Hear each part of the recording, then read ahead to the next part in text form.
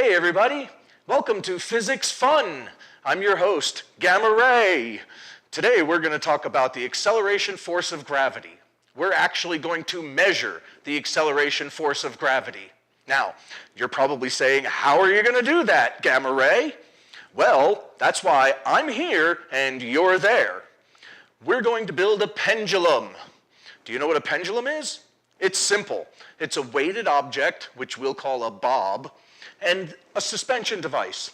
Could be a cord, could be a string, a chain, depending on how big your bob is.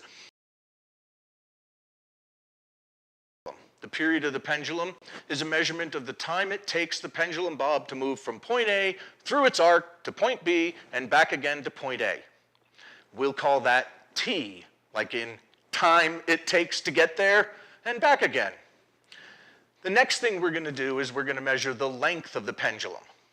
The length of the pendulum is the distance between the suspension point and the center mass of the bob. We'll use the letter L to represent the length of the pendulum for our equation.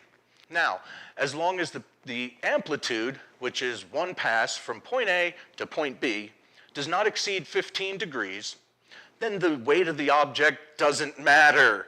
If we were to increase the length of the pendulum by a factor of 4, then the period of the pendulum would only increase by a factor of 2. Now, a square root of 4 is 2. If you didn't know that, it's, right here.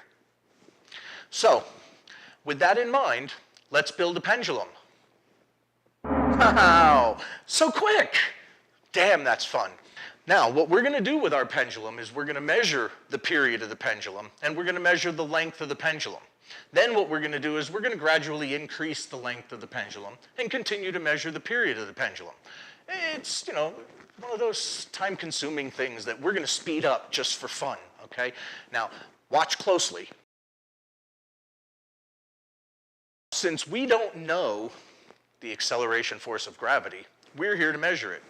So what we're going to do is we're going to twist and turn that whole algebraic equation thing all around and come up with this one. And this is the acceleration force of gravity is equal to 4 pi squared times L over t squared. Now, you might be thinking, wow, Gamma Ray, that's a lot of math. No, not really. No.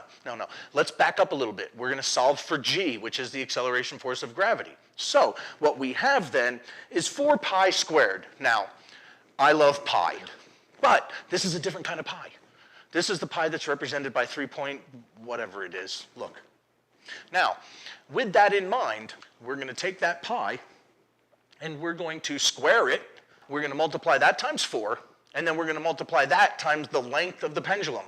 Remember the length? We talked about that earlier. Now, the reason that we do this is because we have to fill in the numbers that we know in order to solve for the ones we don't know. Now, I know this sounds like a lot of math, but it's not really a lot of math.